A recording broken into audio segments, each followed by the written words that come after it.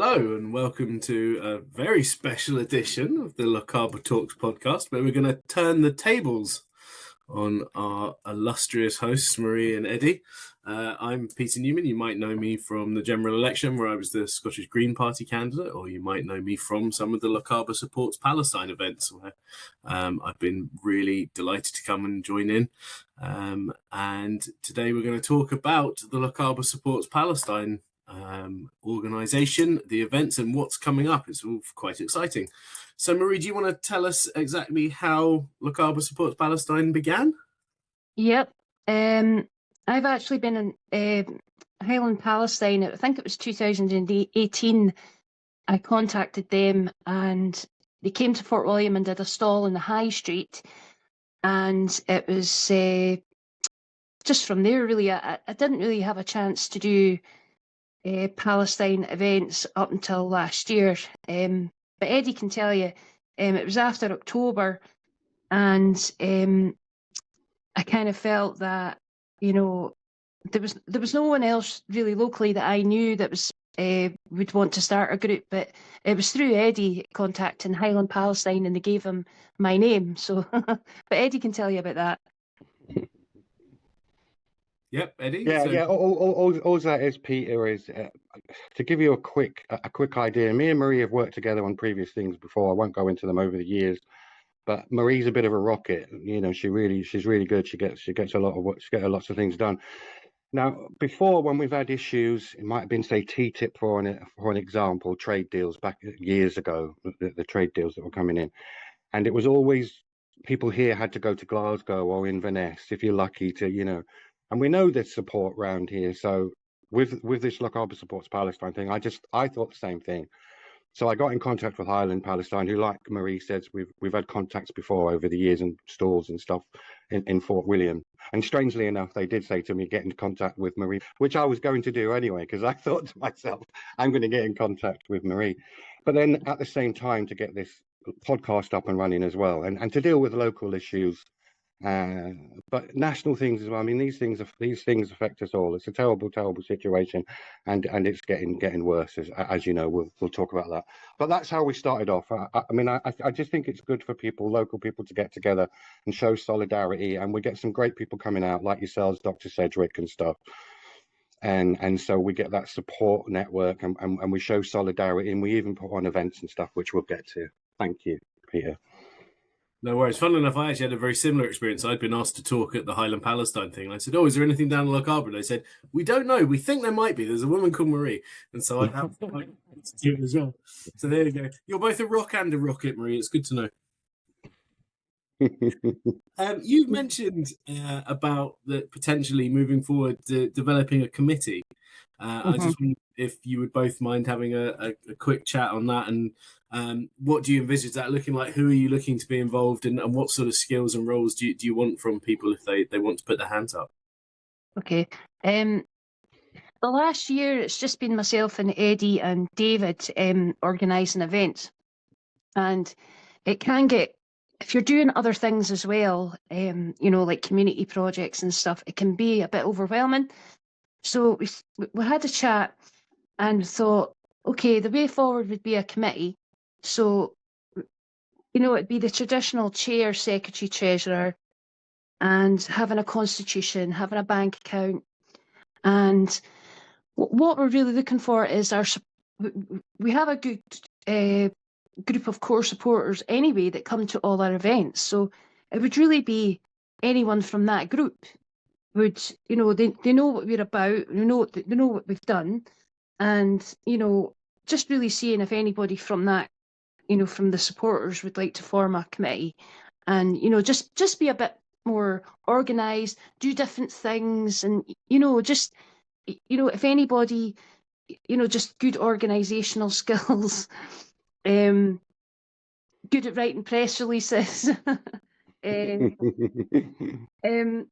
Good with technology, because when we do meetings and that, we do try to record them or put them online through Zoom and things like that. And also it helps when we do events to set up a hall, because you realise you've got all the seating, you've got all your techie side of it to set up, and just really to have a few extra people there to help out. Many hands make light work. That's the idea. Yes, aye.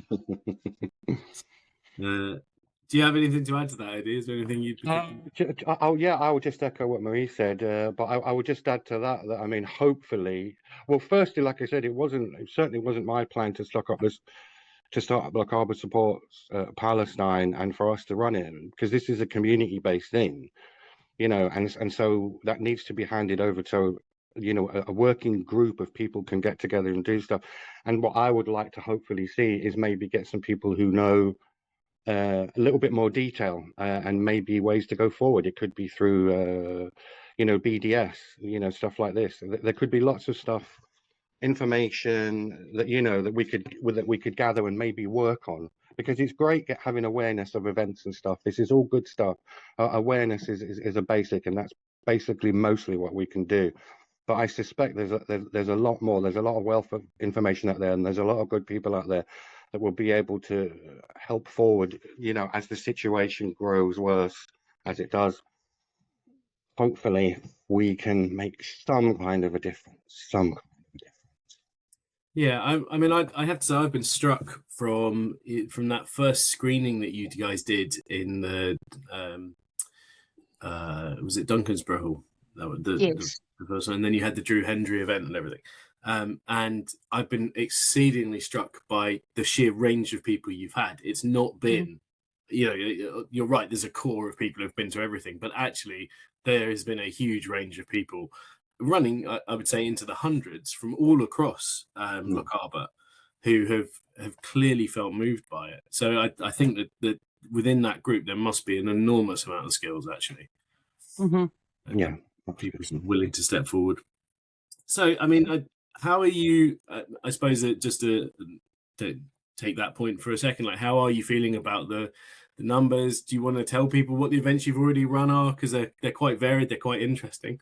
So you could start with, and of course the thing is, if you got the committee up and running, like you said, a bank account, all of those things, the fundraising that you've done could actually, of course, step up to another level as well. So I don't know if it's worth just sharing what you've done so far and how we got to this point.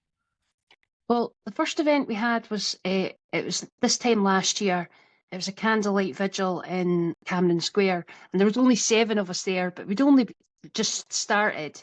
So we had support from David right from the very start.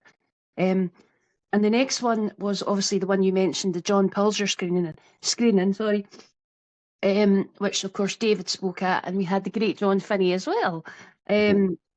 And of course, that documentary was just, it was great. And of course, it was the legendary John Pilger. And I've got to say, the amount of people that turned up, I think there was about 50. That is the most I've ever had at a screening over the past few years. So we went on from there, and we had David again and Drew Hendry. And I think Eddie attended that. I wasn't there, unfortunately, but Eddie, you want to talk about it? Oh no, that was a very good meeting. That was back in the day. I mean, it's still quite early on, and everyone was for it. And Drew, who was the hopeful candidate, you know, he was a hopeful candidate at the time.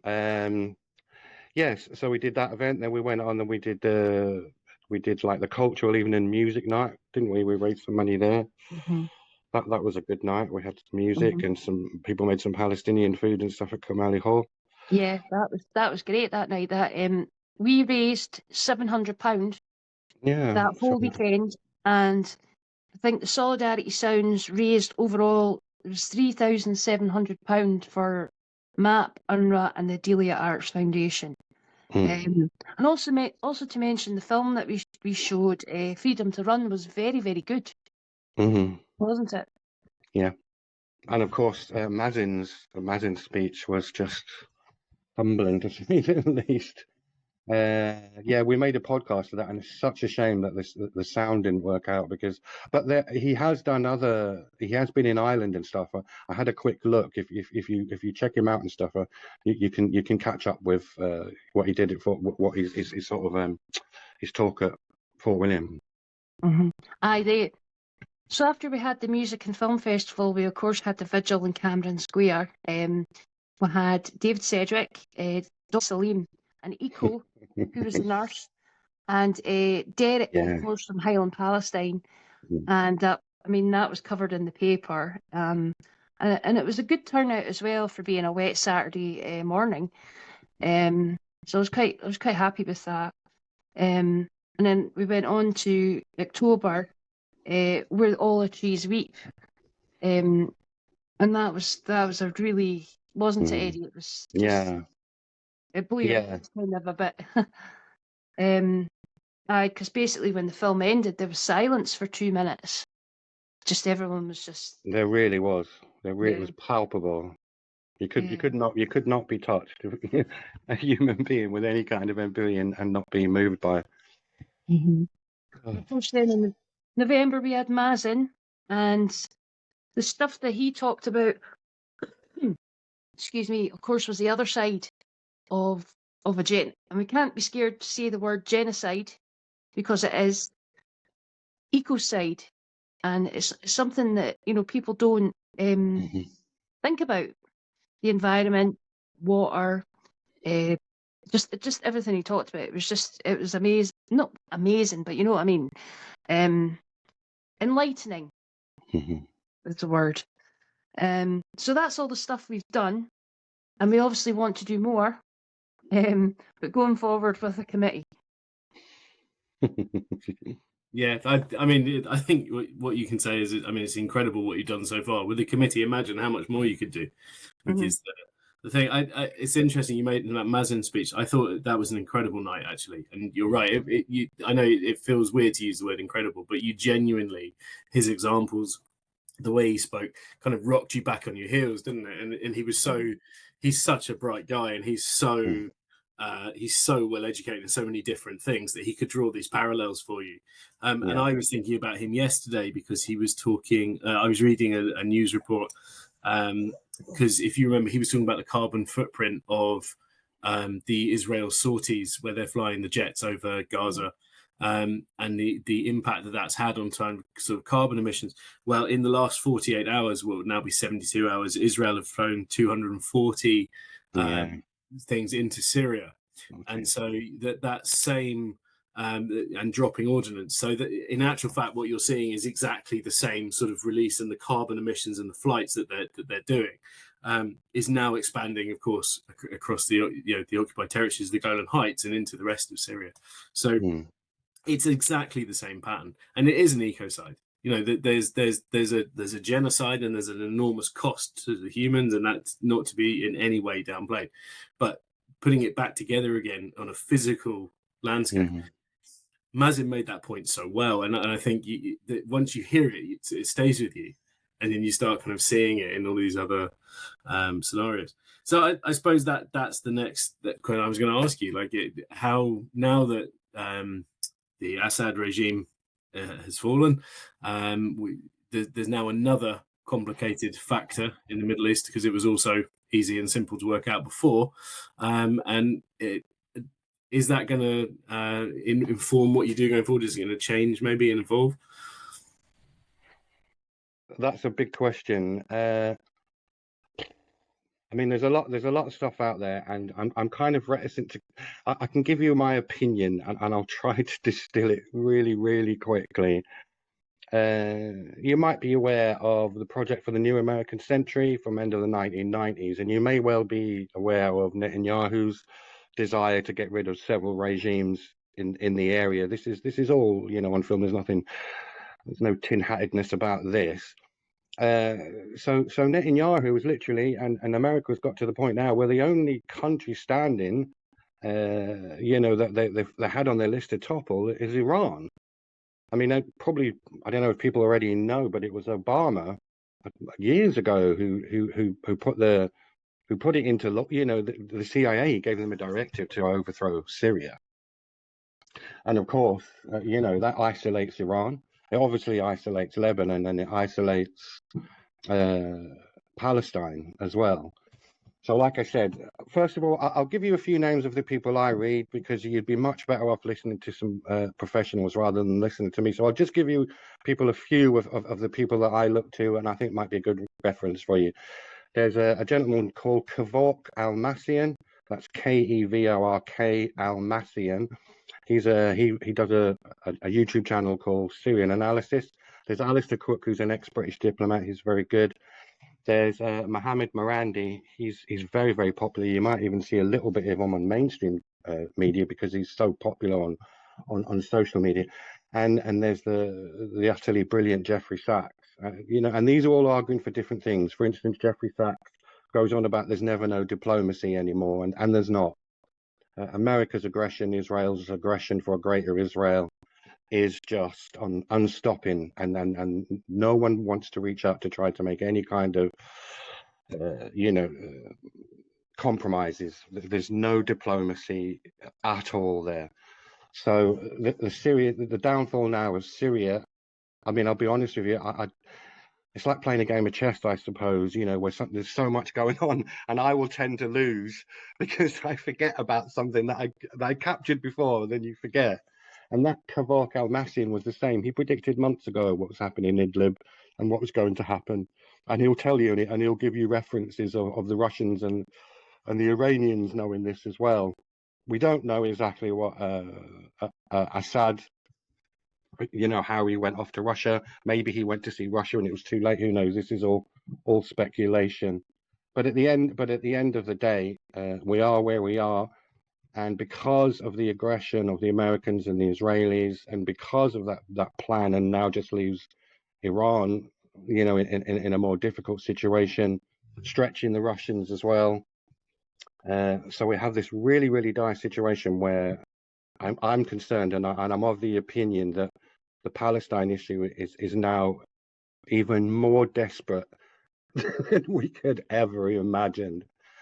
And quite frankly, I'm not sure what anybody can do about it, because you have to look upon it through, it's called the axis of resistance, and that's, for all intents and purposes, pretty much gone by the wayside now, and Israel and America is going to be able to do. Who's going to stop Israel doing now what they want with the Palestinians? And I think it's quite obvious what they want to do with the Palestinians. You just have to look at the evidence all around us for that. So it's a very, very, very dire time. I better stop there. It can feel quite bleak, can't it? It can certainly feel, quite miserable. And I think a clear path forward is very tricky. But let's have some hope. So, what are the events coming up for yourselves? What we can actually control? Okay. On the 21st of December, we've got On My Land, which is screening. It's part of a 16-day Palestinian documentary film tour. They're going to Edinburgh, Glasgow, Dundee, Aberdeen, Inverness. They come to Fort William, and they're going to Oban as well. So it's Mohammed. He's from Bethlehem, and he's basically been filming his whole life of his land, his grandfather's land being stolen. And he's going to be there as well, and he's going to take questions and answers at the end. So I think it'll be very, very important documentary to see, because it's through the eyes of, what the people it's happening to. So it'll be very important, and we're very lucky to be part of this tour. So hopefully there's information on our Facebook page about how to book tickets and things like that as well. And I think that our organising meeting is now going to be on the 17th of January at 7 o'clock in Kamali Hall as well. But we'll talk about that on the 21st of December to people that are there. And that's all we've got planned so far. Well, I think that's rounding out the rest of the year. That sounds like a really powerful thing to have as your last event of the year. So I don't think that's any. And I mean, what sort of events would you like to consider going forward? I mean, you've obviously done you've done food, you've done music, you've done film. You're already I was recently inspired by a Friends of the Earth conference, Palestine conference, and it was really expanding on what Mazen was talking about last month. I would really like to have a conference like that here in Fort William. There's a couple of speakers that I have in mind for it, so I'll contact them. But obviously, I would need to run it, if we form a committee, run it all past them. But I really think it would be important.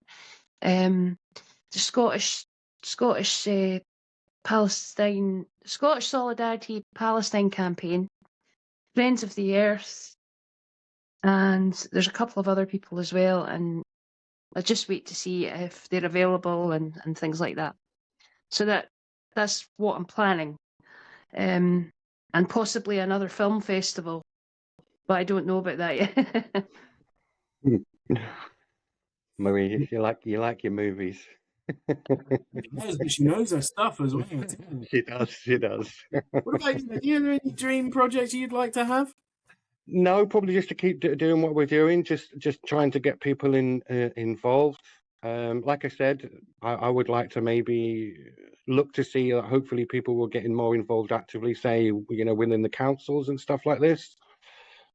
I mean, because as we can see, on the bigger picture, we have no control really to goes on it, to be quite frank. But so from a local level, from the microscopic level, we have to try to do what we can.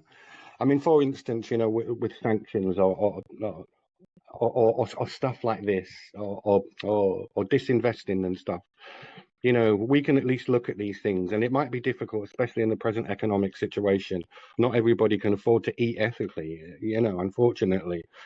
But certainly, if there's better information out there, especially locally and stuff, if we can just get our tentacles into the locals a bit more, just so people can be a bit aware and a bit more informed. That's it. That's all I could hope for. I think that's a very sensible hope. I think it's something that's actually achievable, and you can actually start to see to happen. So you've mentioned the Facebook page. You've mentioned the event on the 21st of December. So do you want to tell people what the link is for the Facebook page, or should we just look up?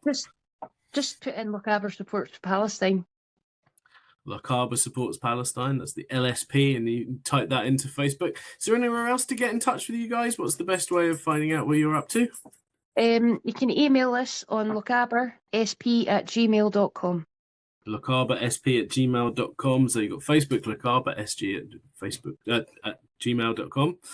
And what about if you came on the Lochaber Talks podcast YouTube page? You could probably subscribe to that, couldn't you? Yes. Yeah. That's there. So that'll be a good plug. I don't know. Is there anything else we need to add? Do we think for people to get, if they want to be involved, if they're inspired, they should use that email address and the Facebook or the YouTube link? Yeah. Well, really, I mean, people can email us anytime about, anything to do with the Palestinians, and if they wanted to have their own event, we can help support them do it, and things like that. So yeah. Yeah, I would also just give a plug for the Highland Palestine group, who again you can find on Facebook. They've also got a mailing list, and I think they might be on Twitter as well. And they're quite good at they emphasize what you guys are doing as well. So it's all it is a very supportive movement. Ironically, out of just great misery. Which you see everywhere. The actual events and things that are running across Highland, it's very, very interesting how a lot of people feel these parallels between the sort of clearances of Scotland and the history of Scotland and what's happening in Palestine now, and it clearly speaks to people up here in a way that I think that there is not the same sort of pushback that you get in other places. People are instinctively drawn to it. Well, I'm glad somebody else has got a dog. I've had two dogs sort of sitting. At one stage, I think you might have heard honey yawn through the thing. So I'm glad it's not just me that has to. You're very affectionate boy, aren't you, Fergus? Wait for me, I won't be long. Right. Well, I think if that's the unless you've got any final things you want to add, Marie. No, you've got the thing, Eddie. No, I would just, and to anybody who's watching this film before, if you can come along on the 21st, please come along. It's like you said. I think that's probably a good point. We do have a connection here because of our history, and I'd imagine you'll pretty get a big taste of that on the 21st. I'm sure you will. Come along. Well, yeah, I think everyone should just come along, frankly, and like I say, sign up to the message the email account. They're very responsive, and follow the Lochaber Talks podcast on YouTube, which is one of my subscriptions. And thank you very much for allowing me to guest host. Thank you very much, Peter. I think we might have to ask you again to do some other ones. I'm happy to chip in with whatever. Thank you very much, Peter. Thank you very much indeed. Thank you, guys. Take care.